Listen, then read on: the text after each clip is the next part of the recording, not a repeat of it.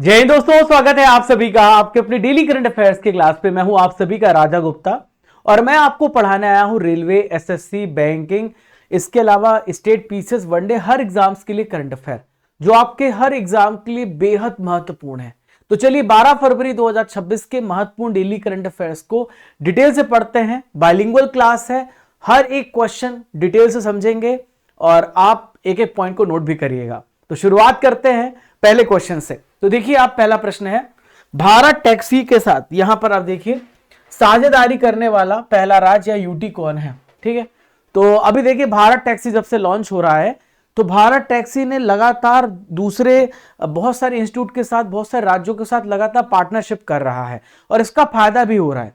अब ये हवाई एक करंट अफेयर मैंने आपको बताया था कि हवाई अड्डे के साथ भी इसने समझौता किया है ताकि यहां पे भारत टैक्सी की सेवा को आगे बढ़ाया जा सके। तो अब यहां पे दिल्ली ने अभी यहां पे पार्टनरशिप करी है और ये पार्टनरशिप करी है ताकि यात्रियों को सस्ती सुविधा मिले और क्वालिटी सुविधा मिले। तो आप यहां पे भारत टैक्सी को देख पा रहे हैं। तो भारत टैक्सी के साथ पार्टनरशिप यहां पे दिल्ली सरकार ने करी है और ये पहला यूटी बन गया है या पहला राज्य भी कह सकते हैं, अर्ध केंद्र शासित प्रदेश भी कह सकते हैं। तो यहां पर इसका जो मेन ऑब्जेक्टिव है वो क्या है, टूरिज्म को बढ़ाना है और जो वहां पे शहर पे आते हैं तो उसको अर्बन मोबिलिटी बढ़ाना है, यानी शहरी आवागमन जिसे कहते हैं। शहर में कहीं भी किसी को घूमना है, आना है, जाना है, उन सभी को यहां पर देखने के लिए यहां पे इसकी शुरुआत करी गई है। देखिए भारत टैक्सी क्या है, तो भारत टैक्सी एक प्रकार का कोऑपरेटिव राइड हेलिंग प्लेटफॉर्म है, यानी कि एक बहुत सारे जो समूह है, बहुत सारे लोग, उन लोगों ने मिलकर के इसको बनाया। जिस प्रकार से अमूल डेयरी है, तो ये सेवा जो है इसमें जो ड्राइवर होते हैं वो आपको घर तक आपको पहुंचाते हैं, बहुत सारी सेवाएं देते हैं। और यहां पर इसमें मान लीजिएगा 100 रुपए है, ठीक है, 100 रुपए पैसा मिला तो 20 रुपए ही सरकार लेगी, 80 रुपए यहां पर ड्राइवर को मिल जाएगा। तो ड्राइवर को एम्प्लॉयमेंट भी मिल जाएगा और कमीशन भी यहां पे सरकार लगभग ना के बराबर लेती है, बस सेवा प्रबंधन मैनेजमेंट के लिए थोड़ा बहुत चार्ज लेती है। तो इसका मेन ऑब्जेक्टिव है जो भी पैसेंजर है उनको सेफ और यहां पर रिलायबल, इसके अलावा अफोर्डेबल, भरोसेमंद कैब सेवा प्रदान करना, सस्ती कैब सेवा प्रदान करना, ये सरकार के द्वारा शुरू करी गई है, जनवरी में स्टार्ट हुई है। अब देखो, मैंने आपको बताया है प्रथम, तो 2025 में जो भी प्रथम घटनाएं हुई हैं उसको भी मैं आपको डिटेल से पढ़ा देता हूं। तो इंडिया का पहला ऐसा सेल्फ हेल्पिंग ग्रुप जिसने आइडेंटिटी कार्ड, पहचान पत्र जारी किया है, भारत का पहला राज्य है जो सेल्फ हेल्पिंग ग्रुप के लिए पहचान पत्र जारी करता है, तमिलनाडु है। दुनिया का सबसे पहला एआई जनरेटेड जीनोम, जो कि एक वायरस है, इसको किसने बनाया है, जो एआई से बना हुआ है। ठीक है, तो ये वायरस बनाया स्टैनफोर्ड यूनिवर्सिटी और आर्क इंस्टीट्यूट ने मिलकर के यहां पे इसको तैयार किया है, दोनों ने इसको यहां पे मिलकर तैयार किया है। ठीक है, अब देखो आप यहां पर नेक्स्ट इंपॉर्टेंट जो प्रथम घटनाएं हैं, तो एशिया का पहला महिला कैंसर उपचार केंद्र, इसका नाम है अपोलो एथेन, ये न्यू दिल्ली में स्टार्ट हुआ है। बिहार की पहली महिला FIDE master, women FIDE master Mariam Fatima है। दा विंची रोबोटिक सिस्टम के द्वारा ट्रेनिंग देने वाला पहला सरकारी मेडिकल कॉलेज, एक प्रकार का रोबोटिक सिस्टम है जो सर्जरी वर्जरी करेगा, ये दिल्ली एम्स में स्थापित किया गया है। अभी मैंने आपको कल ही पढ़ाया था, जो दिल्ली एम्स है ये दुनिया का टॉप 6 बेस्ट मेडिकल हॉस्पिटलिटी के लिए जाना जाता है। क्वेश्चन नंबर 2 है, हाल ही में किस देश में पाया गया अजगर अब तक का सबसे लंबा जंगली सर्प घोषित किया गया है? In which country was python found that been declared the longest wild snake ever recorded? तो इंडोनेशिया में लगभग 8 मीटर का अजगर पाया गया है इंडोनेशिया में, जो कि भारत के अगर आप लोकेशन को देखें तो यहां पे हिंद महासागर है, यहां पे इस जगह पे द्वीपीय समूह देश है इंडोनेशिया। ठीक है, तो आप यहां पर देख सकते हैं इसकी तस्वीर को।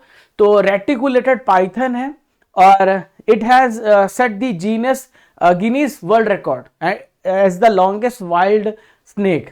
और इंडोनेशिया में दोस्तों सुलावेसी आइलैंड है, वहां से ये प्राप्त हुआ है। ठीक है, तो इसकी जो ऑफिशियल लंबाई वो 7.22 मीटर है, लेकिन इसकी लंबाई और बड़ी हो सकती है, लगभग 8 मीटर तक जा सकती है। तो अजगर की वास्तविक लंबाई 7.9 मीटर तक हो सकती है। इसका वजन लगभग 100 किलो के है, 96.5 kg है ना, लगभग 100 किलो कह सकते हैं।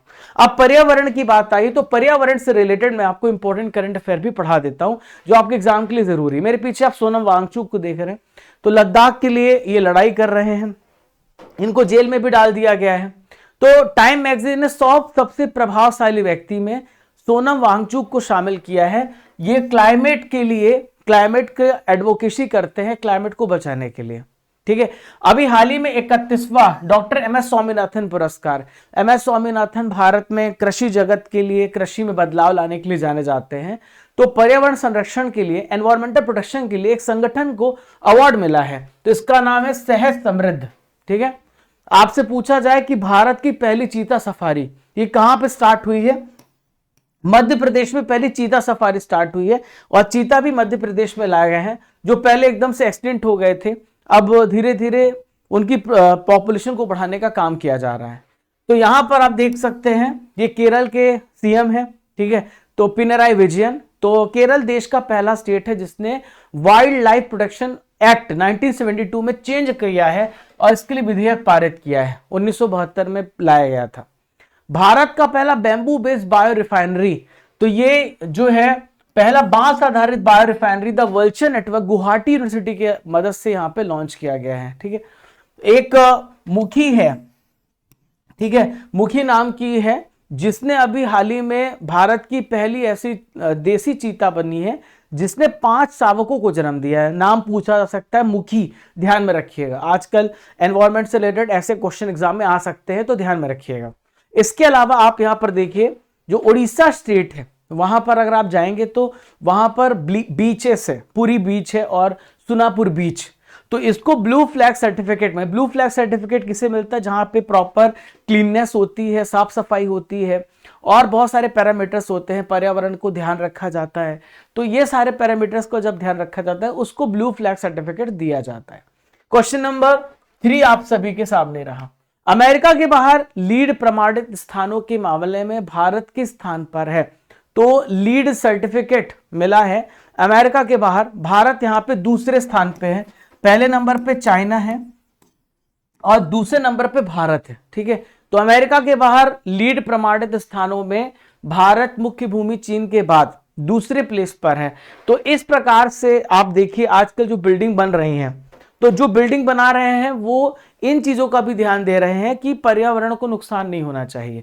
लीड का फुल फॉर्म होता है leadership in energy and environmental design, मतलब ऐसा काम करना कि एनर्जी का एफिशिएंट यूज हो और खासकर वो पर्यावरण के अनुकूल बिल्डिंग बनाया जाए। तो उसको ग्रीन बिल्डिंग सर्टिफिकेट भी कहा जाता है। तो ग्रीन बिल्डिंग प्रणाली यहां पर एक सर्टिफिकेट होता है जिसको हम यहां पर लीड कहते हैं, ठीक है। तो ये यूएस ग्रीन बिल्डिंग काउंसिल के द्वारा डेवलप किया गया है और इस प्रकार से आजकल आप बिल्डिंग्स देखते होंगे, पूरी बिल्डिंग्स में प्लांट्स होते हैं, ऐसे पौधे होते हैं जो ऑक्सीजन जनरेट करते हैं। तो इससे क्या होता है कि बिल्डिंग भी आपने रेडी करी और साथ ही साथ आप पर्यावरण के साथ काम कर रहे हैं, ठीक है। तो लीड प्रमाणित स्थान का मतलब यही होता है ऐसे बिल्डिंग्स या ऐसे कैंपस जो इको फ्रेंडली हो और इको फ्रेंडली स्टैंडर्ड्स को पूरा करते हो, ऐसी बिल्डिंग्स को हम इको फ्रेंडली लीड प्रमाणित कहते हैं, ठीक है। क्वेश्चन नंबर 4 ये रहा, आर विजय आनंद हाल ही में किस बैंक के मैनेजिंग डायरेक्टर सीईओ बनाए गए हैं? तो ये सीयूबी जिसे हम कहते हैं सिटी यूनियन बैंक, तो सिटी यूनियन बैंक के हाल ही में मैनेजिंग डायरेक्टर सीईओ बने हैं। यहां पर आप देखिए ये है आर विजय आनंद। सवाल उठता है कि जो अपॉइंटमेंट होती है किसी भी बैंक के एमडी की, तो वो कौन करता है? तो देखिए देश में जो आरबीआई है, रिजर्व बैंक ऑफ इंडिया, अब राष्ट्रपति टिक मत कर दीजिएगा, RBI has appointed R Vijay Anand as the MD city and CEO of City Union Bank. अब देखो आमतौर पे इन सभी बैंक में जो ये काम करते हैं उनका कार्यकाल 3 वर्ष का होता है, ठीक है। और सीयूबी भारत की बहुत ही ओल्डेस्ट प्राइवेट क्षेत्र की ये बैंक है, ठीक है। तो इसकी स्थापना 1904 में हुई है और इसका मेन हेडक्वार्टर कुंभकोणम तमिलनाडु में लोकेटेड है, ठीक है। अब देखो मैं कुछ इंपॉर्टेंट बैंक्स के एमडी पढ़ा देता हूं, मैंने वैसे बहुत सारे ऑलरेडी पढ़ाए हैं। तो निधु सक्सेना नाम सुना है आपने, बैंक ऑफ महाराष्ट्र के एमडी हैं। ब्रजेश कुमार सिंह कैनरा के हैं। Kalyan Kumar central bank of India के हैं और विनोद कुमार ये इंडियन बैंक के सीईओ हैं। ठीक है, अपडेट कर लीजिएगा जिनको नहीं पता है।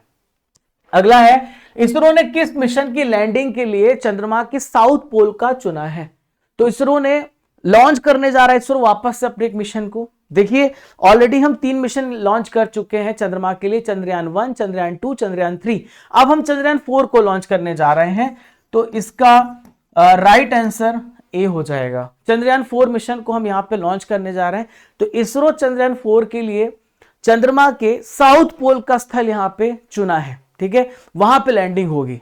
तो यहां पे मून के साउथ पोल पर मॉस मूटन क्षेत्र है, मॉस मूटन एरिया है, उसको MM4 भी कहते हैं। वहां पर सबसे ज्यादा सेफ लैंडिंग स्थल के रूप में इसको चुना गया है, जहां पे लैंडिंग होगी। ठीक है, क्लियर है? तो ये प्लेस जो है लगभग 1 किलोमीटर क्षेत्र का है, और यहां पे एक जो विशेष चीज देखी गई है कि जो सनलाइट है उसी से तो चार्ज होते हैं जी, जितने भी यहां पर हम भेजते हैं, तो वो सोलर एनर्जी को एब्जॉर्ब करेगा। लगभग 11 से 12 दिनों तक यहां पे सनलाइट अवेलेबल भी रहेगी। अब देखो हमने 2028 में लॉन्च करने का फैसला किया है, 2027 में हम गगनयान को लॉन्च करेंगे। आपको पता होना चाहिए गगनयान को हम 2027 में लॉन्च करेंगे। ये हमारा मैन्ड मिशन होगा जिसमें हम अपने एस्ट्रोनॉट को भेजेंगे। ठीक है, 2000 जो हमारा टारगेट है 35 तक अपना खुद का इंटरनेशनल स्पेस स्टेशन बनाना है। 2030 तक हमारा टारगेट है कि हमें मलबा मुक्त मिशन बनाना है। मलबा मुक्त मतलब बहुत सारी जो सैटेलाइट है खराब हो चुकी हैं, जो एक्टिव नहीं है, उसको खत्म करना है। ठीक है, तो इस मिशन में होगा क्या? तो इस मिशन में जो मून है उसका सॉइल लेंगे हम, और जो रॉक है उसको लेंगे और पृथ्वी पे वापस लाएंगे और उसकी स्टडी करेंगे, चंद्रमा की स्टडी करेंगे। अब देखिए मैं आपको चंद्रयान 1, चंद्रयान 2, चंद्रयान 3 तीनों में आपको पूरा डिटेल से समझा रहा हूं। तो चंद्रयान फर्स्ट हमने लॉन्च किया था 2008 में। किसकी मदद से लॉन्च किया था? PSLV C11 की मदद से लॉन्च किया था। हमें यहाँ पे चंद्रमा का जो सरफेस है उसका मैप बनाना था, और वहां पे जो मिनरल्स पाए जाते हैं उसकी स्टडी करनी थी। ठीक है, हमने क्या किया था, चंद्रमा पे पहली बार हमने पानी के जो मॉलिक्यूल्स हैं उसके हमने यहाँ पे खोज करी थी। चंद्रयान 2 हमने लॉन्च किया था 22 जुलाई 2019 को। किसकी मदद से? GSLV MK3 की मदद से। तो इसमें इंपॉर्टेंट जो कंपोनेंट होते हैं वो है, देखिए ऑर्बिटर, विक्रम लैंडर, प्रज्ञान रोवर। देखिए क्या होता है, जो ऑर्बिटर होता है वो चक्कर लगाता है, लैंडर जो है वो लैंडिंग करने में मदद करता है, और रोवर रिसर्च करता है। ठीक है, लेकिन क्या था 2019 का रिजल्ट? तो हमारा रिजल्ट ये था, हमारी लैंडिंग ठीक से नहीं हो पाई थी, लेकिन ऑर्बिटर जो है वो काम कर रहा है। ठीक है, समझ गए आप? तो ऑर्बिटर हमारा ठीक तरीके से वर्क नहीं किया है। हमने जब चंद्रयान 3 को लॉन्च किया था 14 जुलाई 2023, ऐतिहासिक दिन था हमारे लिए। LVM3 की मदद से हम पहले ऐसे देश बने थे जो हमने साउथ पोल पे लैंडिंग करी थी 23 अगस्त को। ठीक है, तो हमने एक सफल लैंडिंग करी, और भारत पहला ऐसा देश बना जो साउथ पोल पे लैंडिंग किया। ठीक है, चलिए अगला है, लखपति बिटिया योजना किस राज्य यूटी में अभी हाल ही में स्टार्ट हुई है? तो लखपति बिटिया योजना को हाल ही में दिल्ली में स्टार्ट किया है। ठीक है, तो लगभग हर एक राज्य, हर एक यूटी में महिलाओं को बढ़ाने के लिए लगातार कार्य हो रहा है, और दिल्ली में अभी स्टार्ट हुआ है। तो आप दिल्ली की सीएम देख रहे, रेखा गुप्ता है, और ये चौथी महिला सीएम है रेखा गुप्ता। तो 1 अप्रैल से दिल्ली लखपति बिटिया योजना यहाँ पे स्टार्ट हुआ, इसका फैसला हुआ है। तो दिल्ली में हर एक घर में जो 2 बेटियां हैं, 2 बेटियों को यहाँ पे सरकार सपोर्ट कर रही है, उनके एजुकेशन के लिए पैसे दे रही है, कहे आप पढ़ाइए हम पैसा देंगे आपको। तो इसमें कितना रुपए मिल रहा है? तो इसमें 56,000 रुपीज यहाँ पे प्रोवाइड किए जा रहे हैं, ये पैसा उनको दिया जाएगा। और जब वहां पर ये जब योजना है ग्रेजुएशन तक लागू की जाएगी, जिसमें जब आपकी जो राशि 56,000 रुपए दी थी तो कम से कम 1 लाख रुपए ये हो जाएगा तो आपको मिलेगा। लेकिन इसकी कुछ कंडीशन है कि जो भी यहाँ पे अप्लाई करेगा बेटी का उसको वैक्सीनेशन कराना पड़ेगा, और एक सर्टिफाइड जो भी यहाँ पे पास में स्कूल है वहां पे स्टडी कराना पड़ेगा, वरना आपको पैसे नहीं मिलेंगे। ठीक है, समझ गए? प्यारे साथियों, आप सभी के लिए एक बहुत ही बेहतरीन न्यूज है। जितने भी नए बच्चे हैं, अगर आपको इस क्लास की पीडीएफ चाहिए तो स्टडी कर एप्लीकेशन डाउनलोड कर लीजिए, और डेली करंट अफेयर्स की पीडीएफ आपको यहीं पे मिल जाएगी, डेली की पीडीएफ मिलेगी। ई बुक्स में देखेंगे आप तो टॉपिक वाइज ई बुक, मैराथन ई बुक, इसके अलावा yearly book, half yearly book और टॉपिक वाइज स्टैटिक जीके की बुक भी यहीं पे अवेलेबल है, आप चेक करेंगे सब दिख जाएगा। टेस्ट सीरीज देखेंगे तो 18,000 टॉपिक वाइज टेस्ट सीरीज सबको लगाना है, चाहे वो रेलवे की तैयारी करो, चाहे एसएससी की, चाहे एमपीपीएससी, चाहे टीचिंग की, चाहे बैंकिंग की, किसी की। इसके अलावा 12 महीने का मंथली टेस्ट लगाइए, बहुत इंपॉर्टेंट है।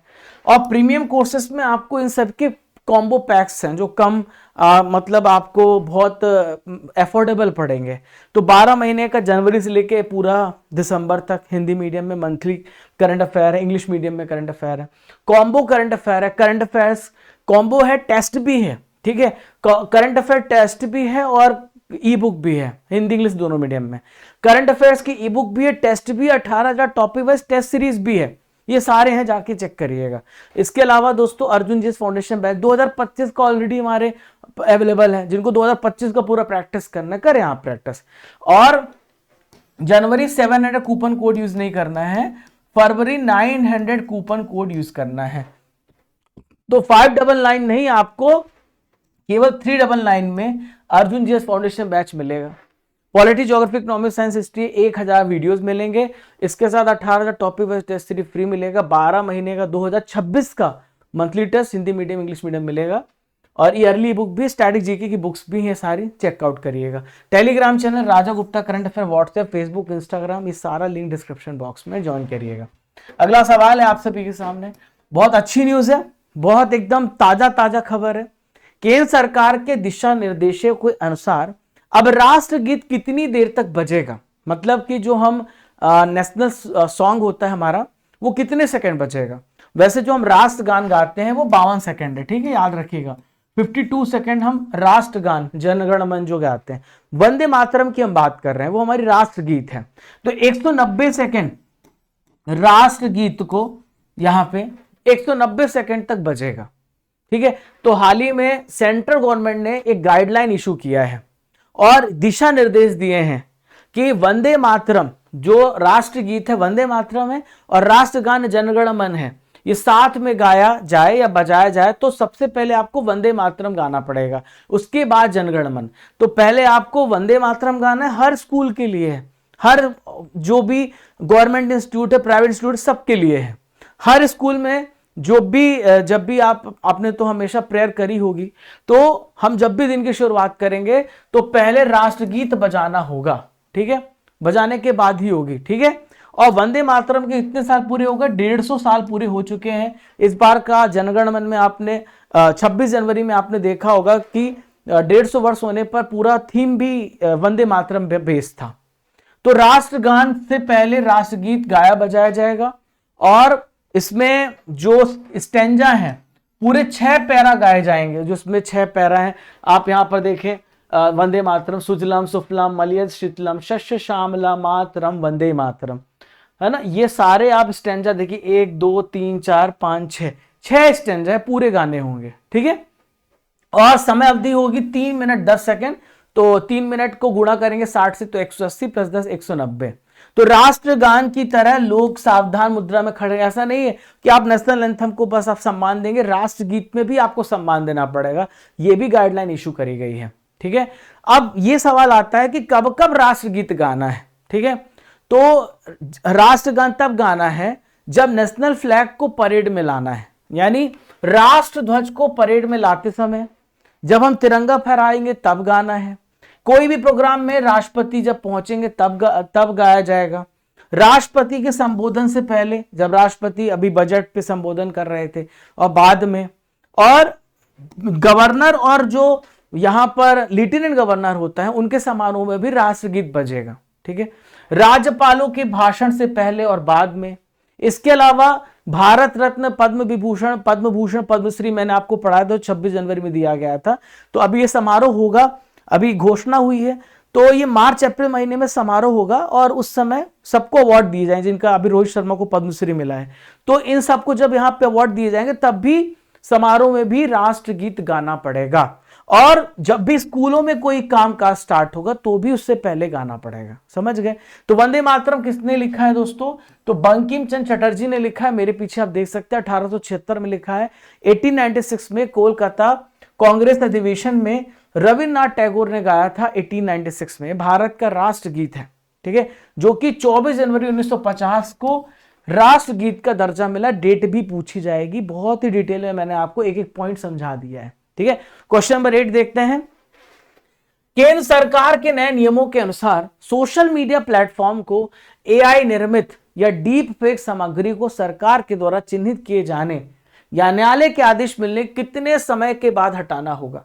According to central government rules, within how much time must social media platform remove AI generated deep fake content? तो 3 घंटे के अंदर आपको हटाना पड़ेगा। आपको पता है आजकल बहुत सारे डीप फेक वीडियोस बन रहे हैं, आपका चेहरा गलत जगह लगा दिया जाता है, एडल्ट्री कर रहे हैं, पोर्नोग्राफी कर रहे हैं, बच्चों का मिसयूज कर रहे हैं, गलत आवाज ला रहे हैं, और कई बार तो ऐसा हो सकता है कि आपके पास फोन कॉल आए और आपको ये बताया जाए कि मैं आपके पिता बोल रहा हूं, मैं आपकी माता बोल रहा हूं, मुझे पैसे की जरूरत है, और आप भावनाओं में बह करके उसके अकाउंट में पैसा डाल भी दें।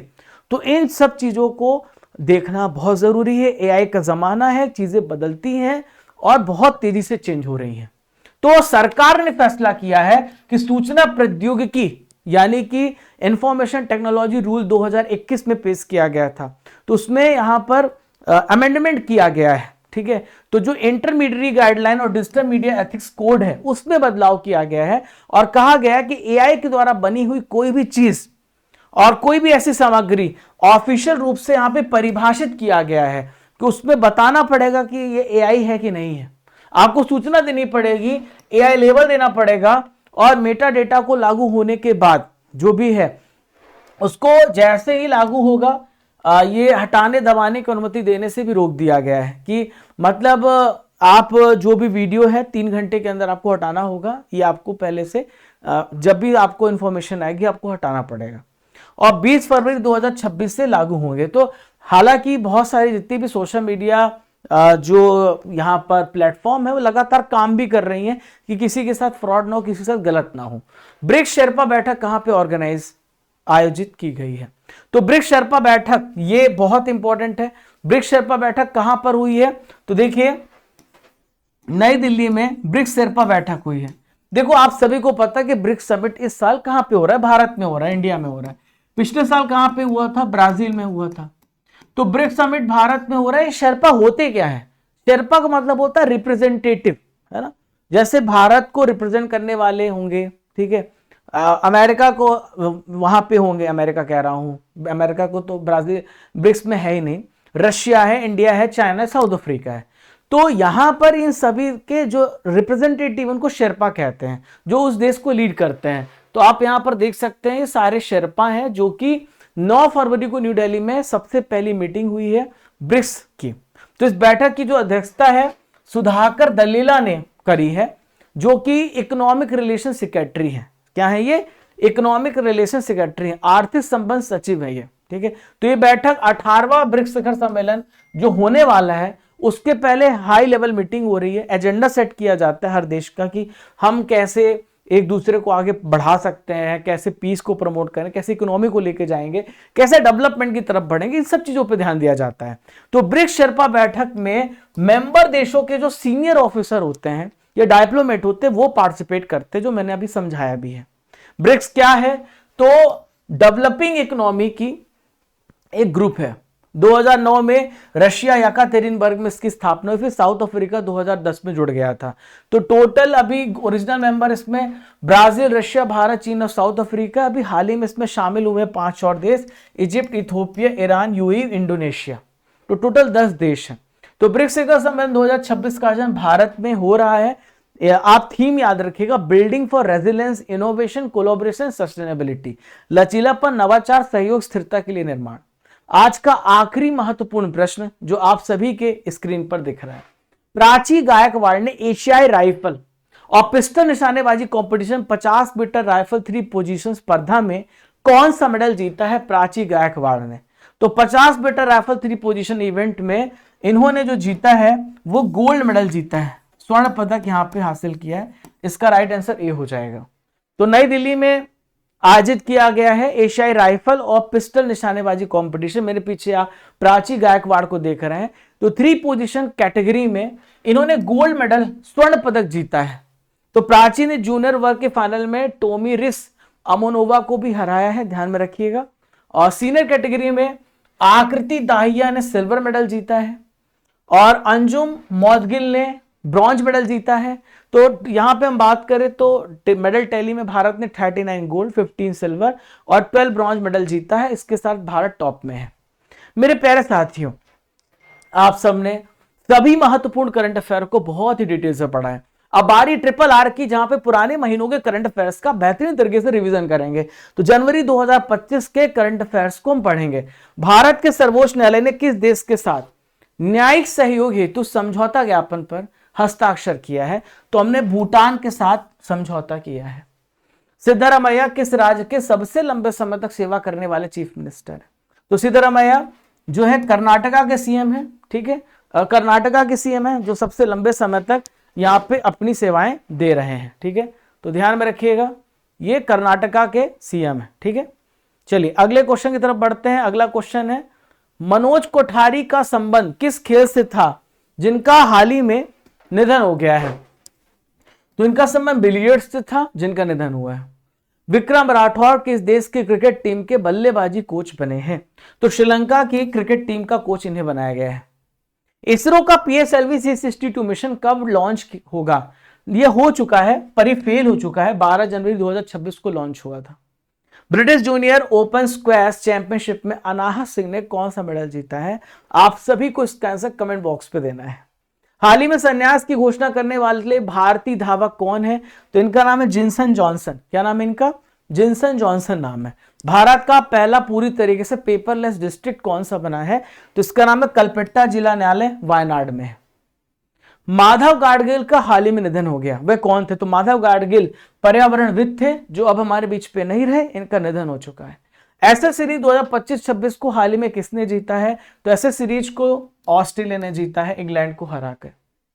मेरे प्यारे साथियों, 12 फरवरी यहां पे 11 फरवरी होगा। 11 फरवरी 2026 के महत्वपूर्ण करंट अफेयर्स का रिवीजन करेंगे जो आपने कल पढ़े हैं। तो नेटवर्क रेडीनेस इंडेक्स में भारत को कौन सा स्थान मिला है? तो नेटवर्क रेडीनेस इंडेक्स में भारत को 45वां स्थान मिला है। केंद्रीय कृषि मंत्री शिवराज सिंह चौहान ने किस राज्य में राष्ट्रीय दलहन क्रांति की शुरुआत करी है? तो दलहन क्रांति की शुरुआत कहां पे करी है? मध्य प्रदेश में दलहन क्रांति की शुरुआत करी है। दक्षिण कोरिया ने किस देश के साथ बड़ी स्क्वाड्रॉन हवाई अभ्यास शुरू किया है? तो अमेरिका के साथ किया है। डी राइट आंसर होगा। लोकसभा अध्यक्ष ओम बिरला जी ने किस राज्य की विधानसभा में नेवा का शुभारंभ किया है? तो नेवा का शुभारंभ कहां पर हुआ है? बिहार में, ठीक है। पूरी तरीके से डिजिटाइज वर्क होगा पार्लियामेंट में, ठीक है, पार्लियामेंट कह रहा हूं, विधानसभा में, लेजिस्लेटिव असेंबली में। डेविस कप 2026 जो कि टेनिस से जुड़ा हुआ है, भारत ने किस देश को हराया है? तो नीदरलैंड को भारत हराया। अगला जो होगा वो साउथ अफ्रीका के साथ होगा। थान्या नाथन सी किस राज्य की पहली 100% ब्लाइंड जज है? तो केरल की पहली है और देश की दूसरी है। भारत में किस देश की सेना को 50 सैन्य वाहन सौंपे हैं? तो भारत ने नेपाल को 50 सैन्य वाहन सौंपे हैं। बायोफैक्ट 2026 में किस देश को वर्ष का सबसे बेस्ट देश घोषित हुआ है? भारत को बेस्ट देश घोषित किया गया। विश्व दलहन दिवस कब मनाया जाता है? तो विश्व दलहन दिवस 10 फरवरी को मनाया जाता है। ब्रांड फाइनेंस 2026 की ग्लोबल 250 हॉस्पिटल्स रिपोर्ट में एम्स न्यू दिल्ली किस प्लेस पर है? तो ये 6th प्लेस पर है। विश्व स्वास्थ्य एक्सपो 2026 का आयोजन कहां पर किया गया? तो विश्व स्वास्थ्य एक्सपो दुबई में किया गया। नेक्स्ट है, केंद्र सरकार ने किस नदी पर सवाल कोट हाइड्रोइलेक्ट्रिक परियोजना शुरू करने का आदेश दिया है? चिनाब नदी पर की शुरुआत करी जाएगी। आपके लिए सवाल है, किस देश में पाया गया अजगर अब तक का सबसे बड़ा लंबा जंगली सर्प है? घोषित हुआ है, कमेंट बॉक्स पे बताएं। आप सभी यहां पर स्टडी कर एप्लीकेशन डाउनलोड करिएगा और डाउनलोड करने के बाद मेरे प्यारे प्यारे साथियों, आप सभी आज की पीडीएफ आपको यहां पे मिल जाएगी। आप यहां पे पीडीएफ डाउनलोड कर सकते हैं। किसी भी दिन का करंट अफेयर पढ़िए और पढ़ने के बाद उसका टेस्ट दीजिए, जहां पे आपकी रैंक भी पता चलती है। आप ई बुक्स में जाएंगे तो आपको monthly e books, topic wise ई बुक, ईयरली ई बुक, हाफ ईयरली ई बुक, बहुत सारी ई बुक्स आपको मिलेंगी। आप यहाँ पे टेस्ट सीरीज में जाएंगे तो 18,000 टॉपिक वाइज टेस्ट सीरीज है, 12 महीने का मंथली करंट अफेयर है, ये आपको मिलेगा। प्रीमियम कोर्सेस में जाएंगे आप सभी तो 2026 का 12 महीने का हिंदी मीडियम में करंट अफेयर, 12 महीने का इंग्लिश मीडियम में current affair, combo current affair और टेस्ट 12 महीने का, कॉम्बो करंट अफेयर और टेस्ट 12 महीने का, combo current affair e book test 18,000 topic wise test, ये सब कॉम्बो में मिनिमम पूरे 1 साल का मैंने व्यवस्था कर दिया आपके लिए, है ना। तो आप सब इस पे ज्वाइन होइए, पढ़िए, और 2025 के कॉम्बो पैक भी अवेलेबल हैं, आप जाकर के वहां भी एनरोल हो सकते हैं। 1000 प्लस वीडियोस आपको मिलेंगे polity, geography, economics, science, history के। जनवरी 7 कूपन कोड नहीं यूज करना है, फरवरी 900 कूपन कोड यूज करना है, और आपको 399 में बैच मिलेगा 3 साल की वैलिडिटी के साथ। 18,000 टॉपिक वाइज टेस्ट सीरीज, 12 महीने का मंथली करंट अफेयर और 12 महीने की हिंदी इंग्लिश मीडियम में ई बुक आप सभी के लिए उपलब्ध है। तो आप सभी जाइए, प्रीमियम कोर्सेज में एनरोल होइए, अर्जुन जीएस फाउंडेशन बैच में एनरोल होइए। 1 साल की कंप्लीट टॉपिक वाइज पीडीएफ आपको मिलेगी। हिंदी मीडियम 2025-2024 का 12 महीने का पैकेज, ईयरली बुक्स है, मंथली बुक्स है। और प्यारे साथियों, आप देखिए यहां पर ई बुक्स में जाएंगे तो आपको साइंस, हिस्ट्री, पॉलिटी, ज्योग्राफी सारी ई बुक्स मिलेंगी। टेस्ट पास है। हमारे Telegram channel Raja Gupta current affair, हमारे व्हाट्सएप चैनल राजा गुप्ता, हमारे फेसबुक चैनल, हमारे इंस्टाग्राम चैनल, इन सब का लिंक डिस्क्रिप्शन बॉक्स में है। चैनल पे पहली बार आए हैं तो don't forget to subscribe, like and share and comment. तो मिलते हैं साथियों, तब तक के लिए आप सभी को जय हिंद, जय भारत। खुश रहिए, मुस्कुराते रहिए। जब तक तोड़ेंगे नहीं तब तक छोड़ेंगे नहीं।